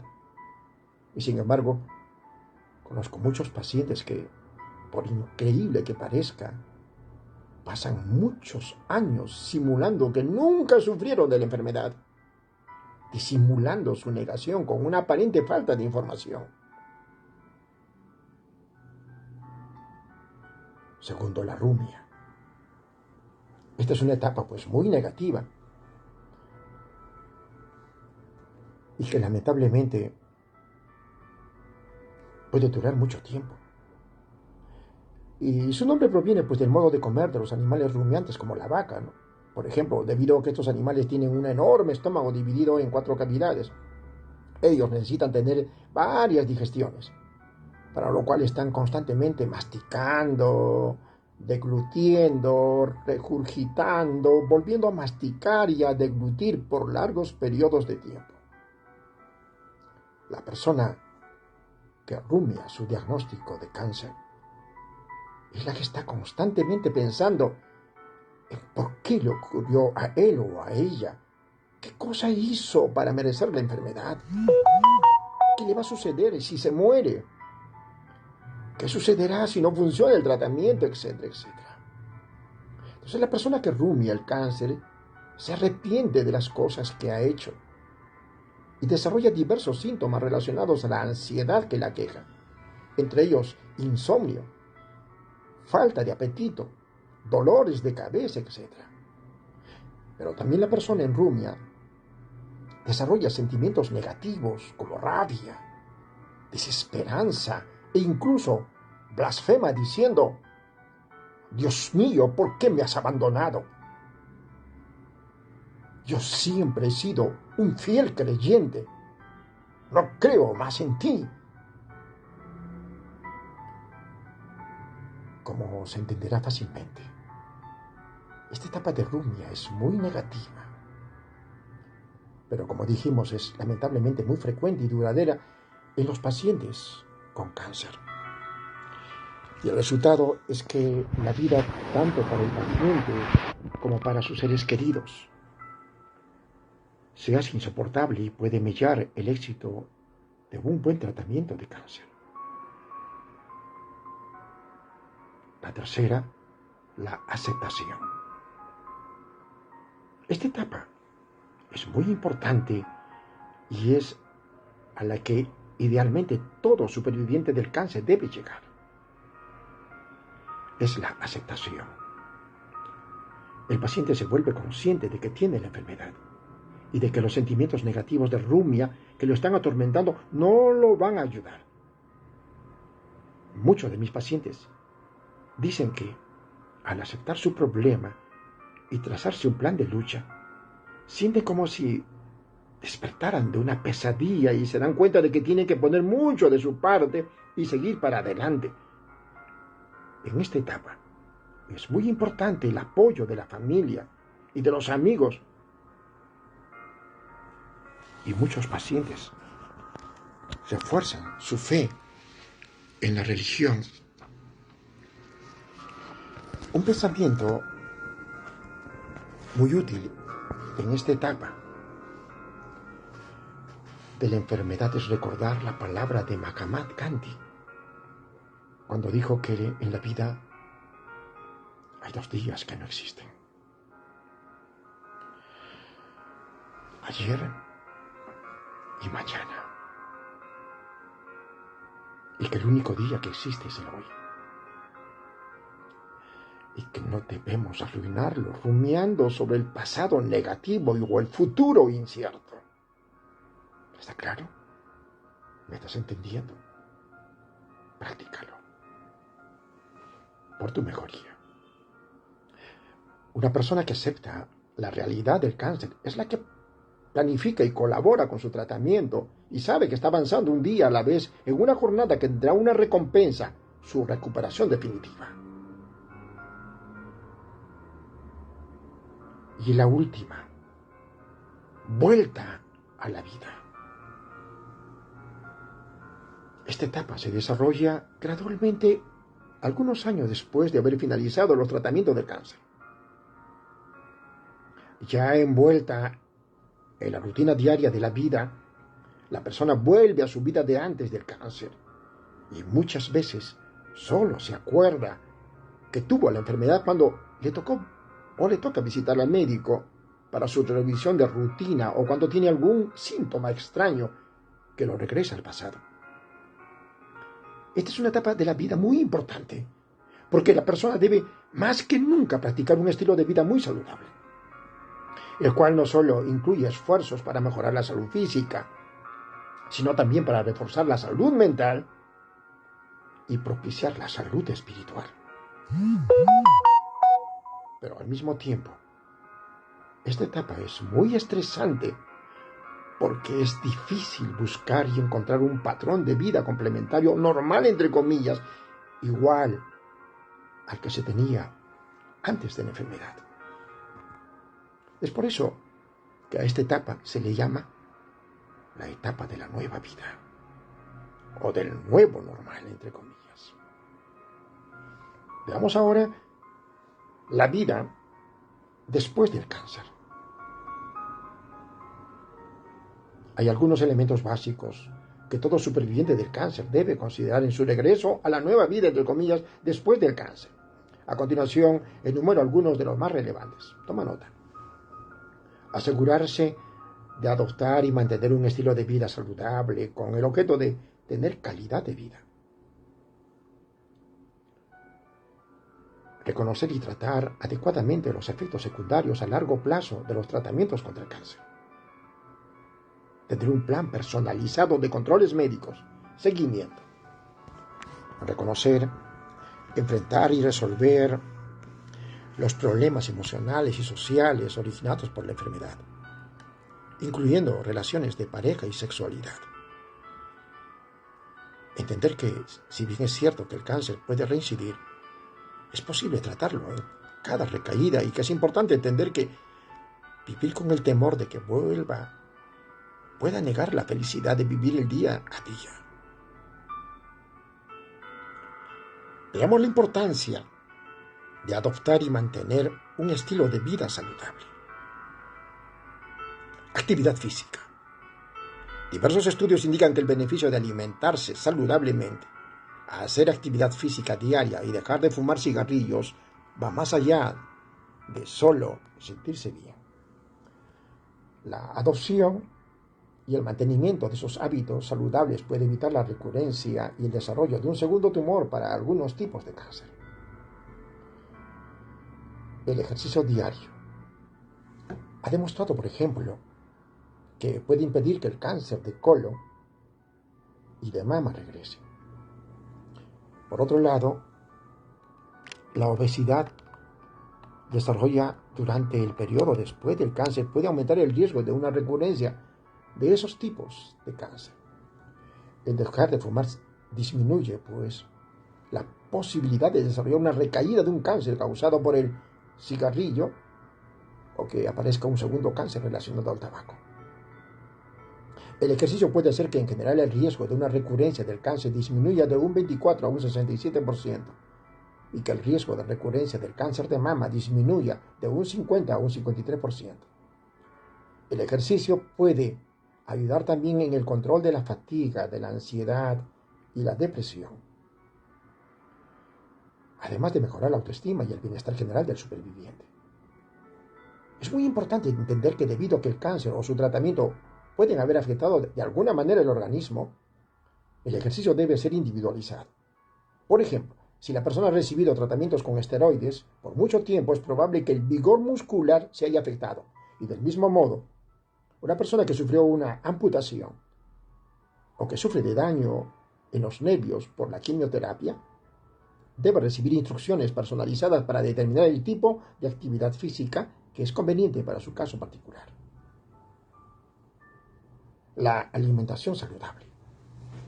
Aquí las cosas están bien muy claras. Una alimentación que incluya abundancia de colores en forma de vegetales y frutas frescas y que limite la cantidad de grasas, carnes rojas y procesadas como las salchichas, los jamones, las mortadelas y otros embutidos es la más recomendable. Y unas palabras con respecto a las multivitaminas que muchas personas juran que tienen un efecto positivo en su salud. De acuerdo a las últimas guías de nutrición y actividad física de la Sociedad Americana contra el Cáncer, el uso de esas vitaminas o multivitaminas no está recomendado, pues puede ser contraproducente, sabiendo que las células cancerosas son células en constante división y por tanto en necesidad de alta cantidad de nutrientes, y se piensa que al tomar multivalentes, ¿sí?, se puede estar alimentando al enemigo. Las frutas frescas y las ensaladas surtidas diarias son la mejor fuente de vitaminas que podemos tener. El cigarrillo en la vida del superviviente del cáncer, por increíble que parezca, un reciente estudio ha revelado que el 40% de los supervivientes del cáncer de entre 18 y 44 años fuman cigarrillos, comparado con solo el 24% de la población general. No se sabe exactamente por qué lo hacen, aunque algunos investigadores piensan que es una manera de lidiar con su ansiedad y estrés por la incertidumbre del futuro. Lo que sí podemos asegurarles, sin ninguna duda, es que en vez de ayudar el fumar cigarrillo, les va a agregar un problema enorme a su salud al producirles una serie de padecimientos más, como la presión alta, la tos crónica y la posibilidad de tener un infarto cardíaco o un derrame cerebral. El superviviente que fuma debe consultar con su médico de cabecera para recibir un tratamiento de cesación de tabaquismo. La vida será más plena después de dejar de fumar. No lo olvides. La exposición al sol. El exceso de los rayos solares no es un buen amigo de la salud. Y quiero recalcar la palabra exceso entre comillas, porque los rayos solares son vitales para mantener una buena salud. Una simple exposición del cuerpo a la luz del sol por un periodo de 10 o 15 minutos diarios puede hacer que la cantidad de vitamina D que fabrica el organismo sea la necesaria para suplir nuestras necesidades. Pero los tratamientos contra el cáncer pueden haber producido cambios en la piel del superviviente. Por ejemplo, el tratamiento con radiación hace que la piel se vuelva más sensible y habrá que protegerla. Siempre consulta a tu médico de cabecera si tienes alguna duda al respecto. Veamos ahora las secuelas del tratamiento y calidad de vida del superviviente del cáncer. Mientras meditas, permíteme. El tratamiento del cáncer ha sido intenso y es posible que haya dejado secuelas importantes que alteran la calidad de vida del superviviente. Cambios que hay que reconocer y tratar adecuadamente. Pero, ¿qué es la calidad de vida que se busca preservar después del tratamiento de cáncer? Se define calidad de vida, entre comillas, como el bienestar del ser humano en cuatro esferas. La física, la emocional, social y espiritual. 4 esferas. Y el bienestar, pues, físico, por ejemplo, se define como el vivir sin síntomas que produzcan dolor, fatiga o falta de sueño, situaciones que a su vez producen serios problemas en la vida diaria. El bienestar emocional o psicológico significa vivir libre de ansiedad, de depresión, miedo a que el cáncer regrese en cualquier momento o tener problemas con la memoria o la concentración. El bienestar social implica el poder desarrollar y mantener un colchón social con amigos y familiares y tener una adecuada relación de pareja, incluyendo una sexualidad saludable. En este bienestar influyen también el tener un empleo y estar libre de preocupaciones económicas. El bienestar espiritual implica el desarrollar las ganas de vivir, despertar la chispa de la vida, usando la traumática experiencia del cáncer como un trampolín para tener una vida con misión. En general, los supervivientes del cáncer que pasan de los 5 años recuperan la calidad de vida que tenían antes de la enfermedad, entendiendo que si eso no es posible, deben buscar ayuda, ya sea de un profesional médico o de salud mental, o, si lo desean, de consejería espiritual. La calidad de vida del superviviente va a depender del tipo de tratamiento que haya recibido y de las secuelas que éste le haya dejado. En ese sentido, se acepta que los tratamientos del cáncer pueden dejar 2 tipos de secuela. Los efectos duraderos, que son aquellas secuelas que empiezan durante el tratamiento y continúan por mucho tiempo. Y los efectos tardíos, que aparecen meses o años después de que terminó el tratamiento. Por ejemplo, la fatiga es un síntoma que empieza durante el tratamiento y puede continuar durante muchos años, afectando al 25% de los supervivientes a largo plazo. Del mismo modo, el dolor es otro síntoma que continúa y muchas veces se agrava en los años posteriores al tratamiento. El dolor que se produce en el sitio de la operación o en zonas que recibieron irradiación puede persistir durante muchos años. Otro tipo de dolor muy especial es el que aparece en los dedos de las manos y pies por efecto de ciertos medicamentos de quimioterapia. Vincristina, taxanos, que causa la llamada neuropatía periférica crónica. Otro síntoma duradero es la falta de aire que se produce en muchos pacientes después de la cirugía pulmonar. Por otro lado, una persona que ha recibido tratamiento de leucemia con radiación del cráneo cuando niño puede llegar a presentar efectos tardíos del tratamiento que le impidan tener una adecuada memoria o un intelecto comparable a personas de su edad. Y estas secuelas pueden llegar a dificultar su capacidad de empleo y por tanto su calidad de vida. Se verá afectada por las preocupaciones económicas que eso ocasiona. Y del mismo modo, una persona que haya recibido quimioterapia de tipo antraciclinas puede llegar a presentar efectos tardíos en la salud de su corazón. Otro ejemplo de efecto tardío es la hinchazón de las extremidades o linfedema, producido por la cirugía de los ganglios linfáticos en las axilas o en inglés, cáncer de mama o melanomas. Y del mismo modo, la infertilidad es otro efecto tardío de un tratamiento con quimioterapia o con cirugía, extirpación de ovarios o testículos. Veamos un plan personalizado de controles médicos para el superviviente. Seguimiento. Una vez finalizado el tratamiento, el paciente está dado de alta por el oncólogo, pero debe ingresar ahora a lo que se llama el seguimiento, una etapa cargada de emociones porque es la época en la que, por una serie de razones, muchos pacientes se sienten abandonados, entre comillas. Y durante el tratamiento, por ejemplo, muchos familiares y amigos estaban alrededor del paciente y el médico oncólogo estaban siempre a su disposición. Y al terminar el tratamiento, los amigos y familiares vuelven a sus rutinas.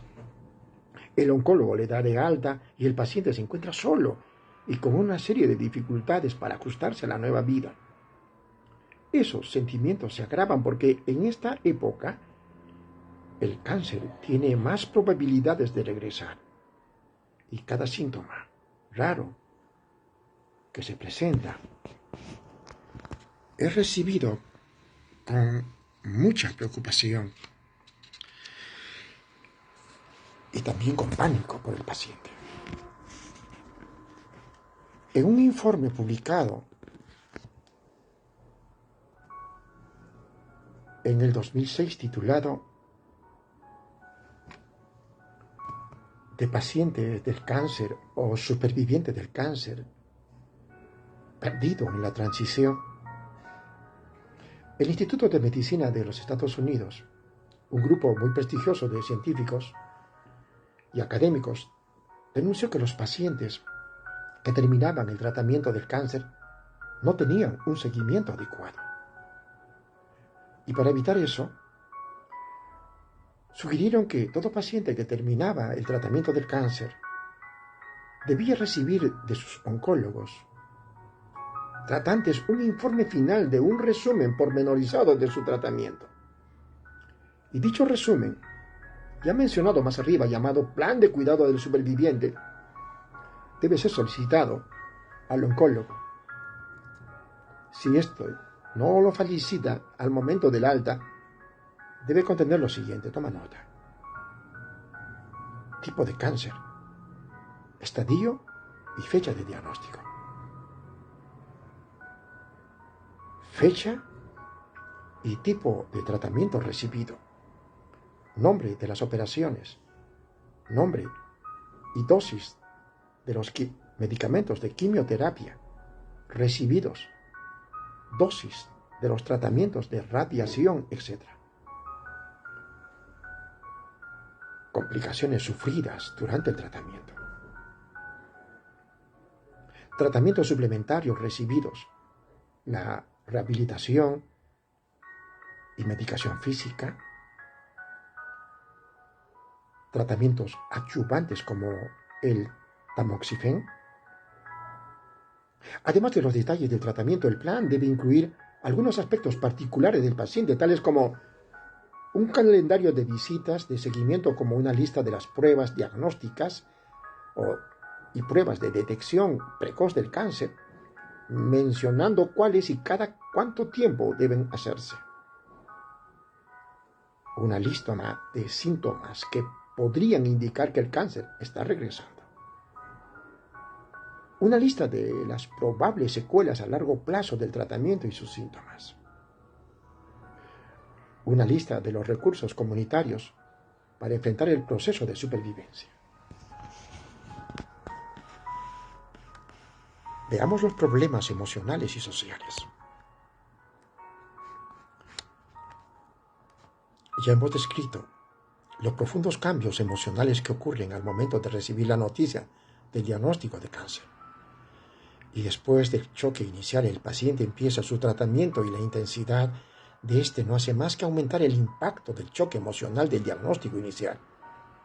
Y durante esta etapa se producen una serie de pérdidas, entre comillas, por ejemplo, la pérdida del cabello si se ha recibido quimioterapia, o la amputación de alguna parte del cuerpo, senos, extremidades, pulmón.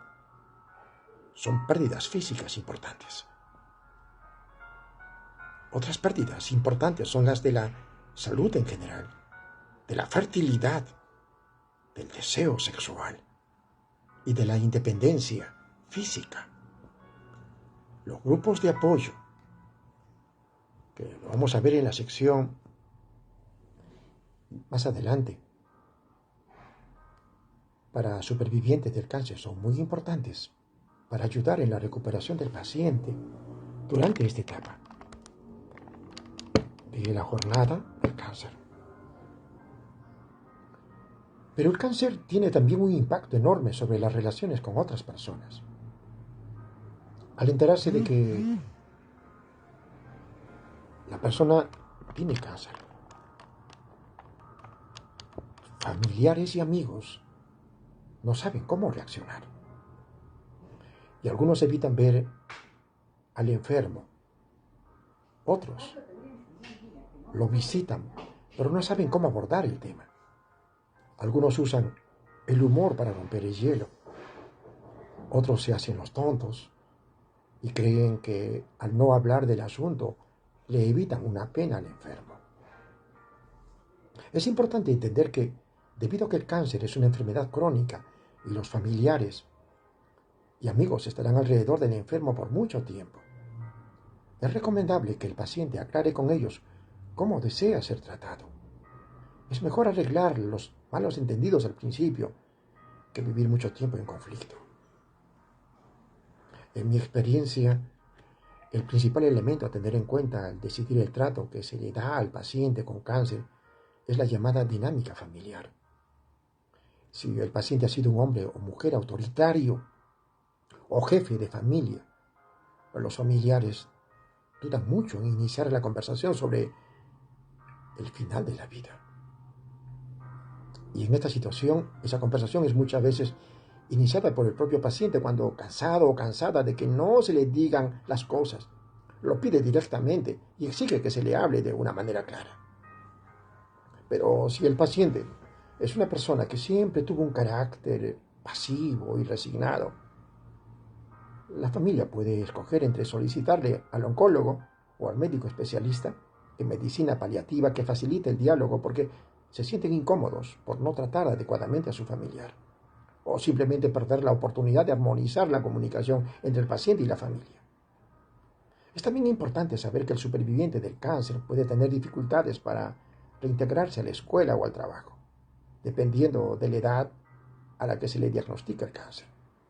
El rendimiento laboral va a verse afectado no solamente por problemas relacionados al temor de revelar a los jefes o compañeros de trabajo que se tiene o se ha tenido cáncer, sino también por temores relacionados al miedo a adquirir infecciones y a no poder pensar claramente por la preocupación del tratamiento o el temor a la recurrencia del cáncer.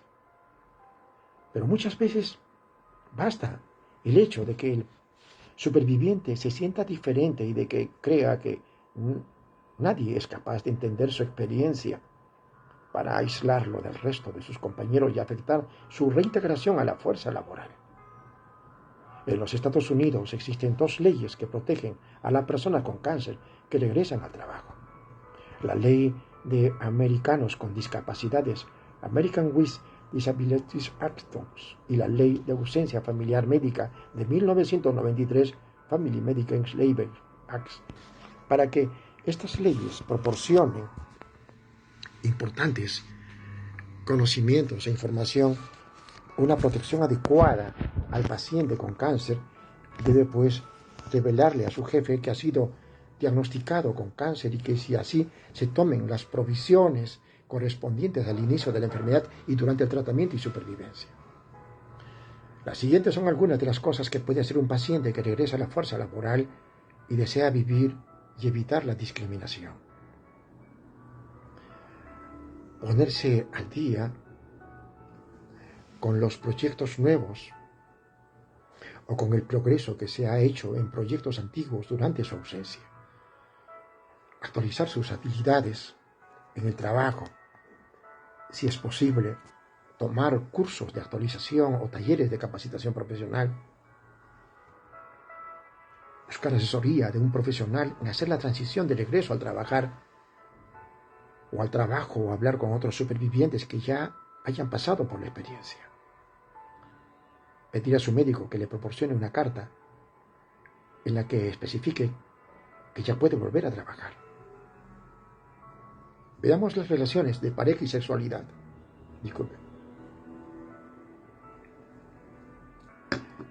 El cáncer tiene también un impacto enorme en la relación con la pareja. En un intento de proteger a la pareja, el enfermo puede aparentar que se siente bien y que no necesita mucha ayuda. También puede suceder a la inversa. En un intento por retener a la pareja, algunos enfermos refuerzan la dependencia que mantienen con sus parejas.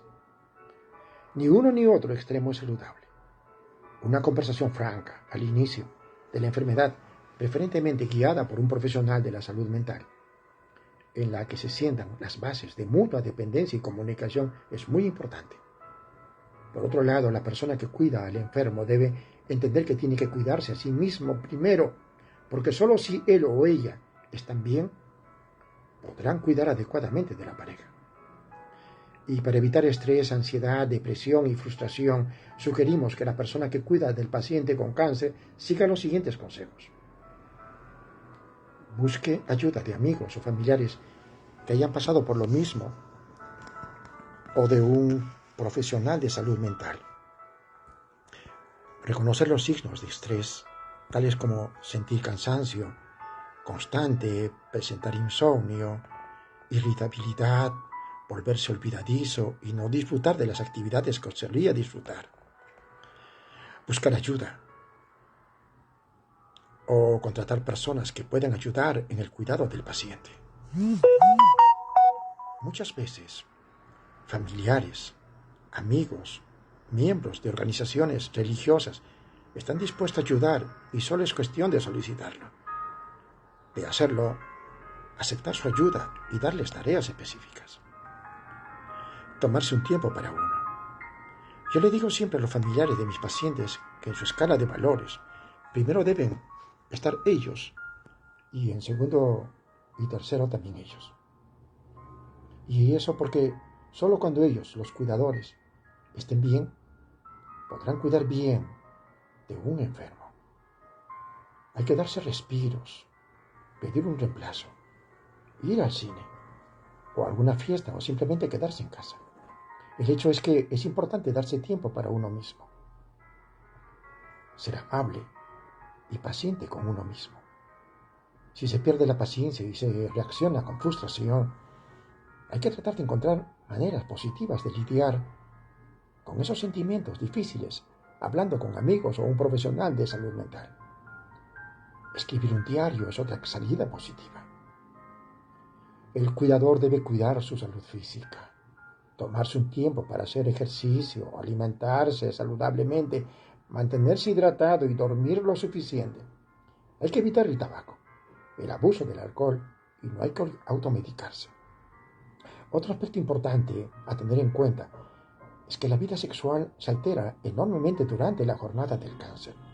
En primer lugar, sabiendo que una relación sexual plena se inicia con un fuerte e intacto deseo sexual, el impacto emocional del diagnóstico de cáncer elimina completamente el deseo sexual.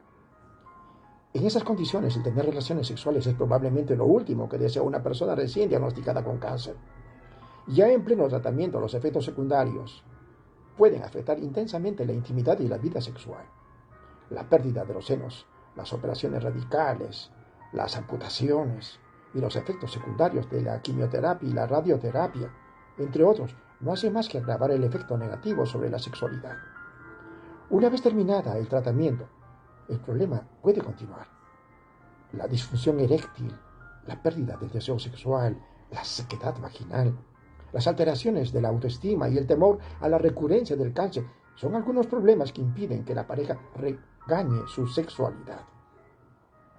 Solamente una comunicación franca y abierta desde el inicio de la enfermedad puede hacer que la intimidad no se afecte y que la sexualidad regrese a los niveles previos del diagnóstico del cáncer.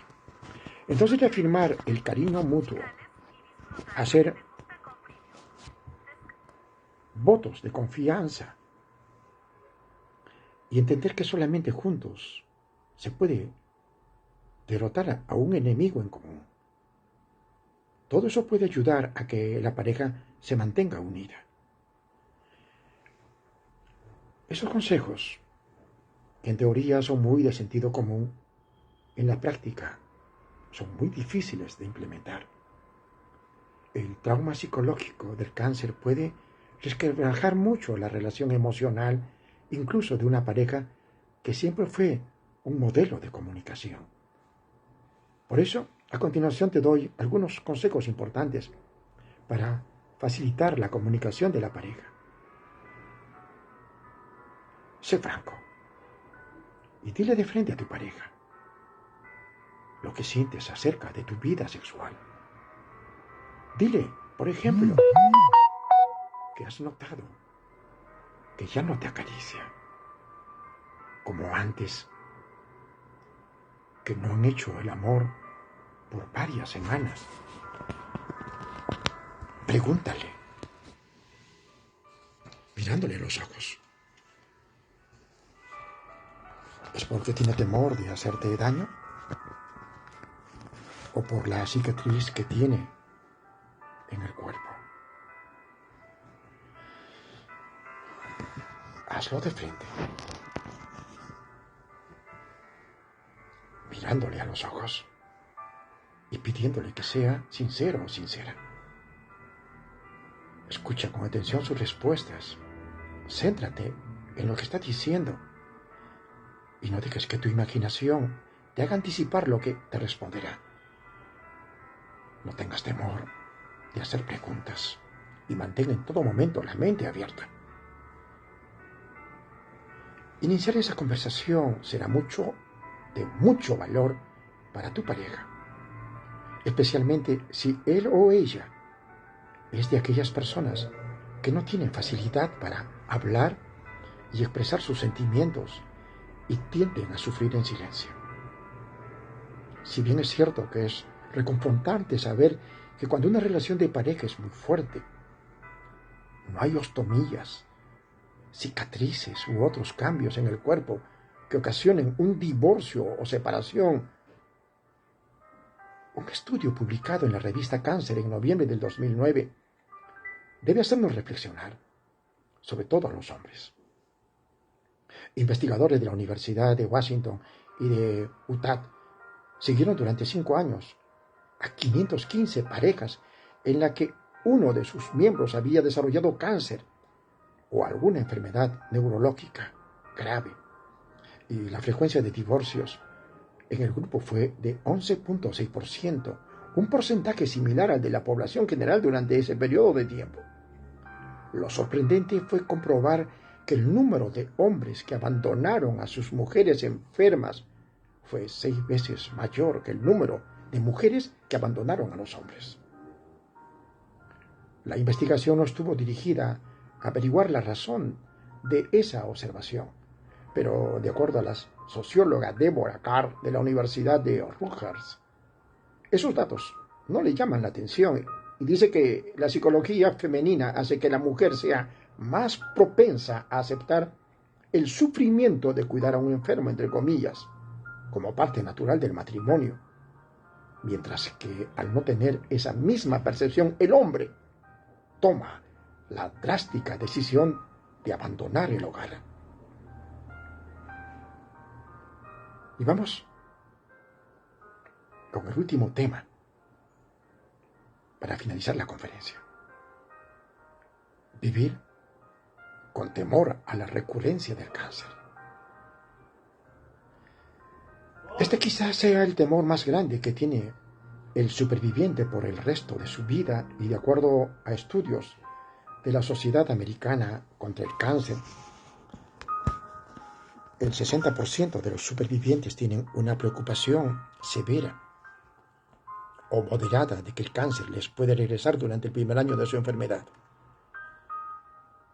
Es importante una vez más distinguir entre la recurrencia del cáncer y un segundo cáncer.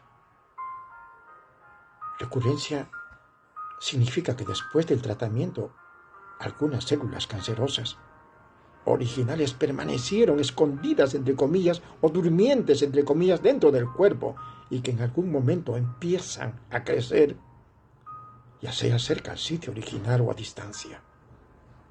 La metástasis. Segundo cáncer. Significa que el superviviente desarrolla un tipo diferente de cáncer con respecto al original. Y si bien es cierto que no existen estadísticas nacionales acerca de la frecuencia con que un cáncer recurre, se sabe que la posibilidad de que el cáncer regrese está relacionada a las características del tumor, el estadio inicial de la enfermedad y al tipo de tratamiento recibido. Ciertos tipos de cáncer, como aquellos relacionados al consumo del tabaco, pueden recurrir con más frecuencia, mientras que los supervivientes de cáncer desarrollados antes de los 20 años, así como los supervivientes de sarcoma, de Ewings, retinoblastomas y aquellos que recibieron radiación en el pecho, linfoma de Hodgkin, por ejemplo, tienen pues una mayor probabilidad de desarrollar un segundo cáncer diferente al original. Y recientemente estudios indican que el cáncer tiene diferentes variedades genéticas que le imprimen diferentes tipos de comportamiento biológico. En otras palabras, un mismo tipo de cáncer puede tener variedades genéticas, algunas con mucha agresividad y alta posibilidad de recurrencia, y otras con un altísimo porcentaje de curación y que casi nunca van a regresar. Espero que eso sea tu caso. Se espera que en los próximos años estas investigaciones no solo nos ayuden a entender mejor la enfermedad, sino, como veremos más adelante, nos ayuden a personalizar los tratamientos. Nunca olvidaré mis primeros esfuerzos en la educación del cáncer en el área metropolitana de Washington, allá por el año 1990. Me fue muy difícil encontrar a una persona superviviente del cáncer que se atreviera, entre comillas, a salir en público confesando que había tenido cáncer. Hasta que al comentar el tema en una conferencia en una iglesia, se me acercó una dama colombiana que me dijo que ella podía colaborar en la labor educativa. Fue impresionante ver la reacción del público al ver a la superviviente del cáncer. Muchas mujeres se le acercaban, le tocaban y acariciaban el cabello. En realidad se lo tiraban un poco para ver si no era una peluca. Y manifestaban que no podían creer que ella hubiera tenido cáncer. En la actualidad, felizmente, muchísimas personas latinas, aunque no en tanto número como en otros grupos étnicos y raciales, salen en público para decir que han tenido cáncer. Su influencia sobre otras personas es inmensa porque le quita ese sentimiento fatalista y negativo a la enfermedad. Los adelantos científicos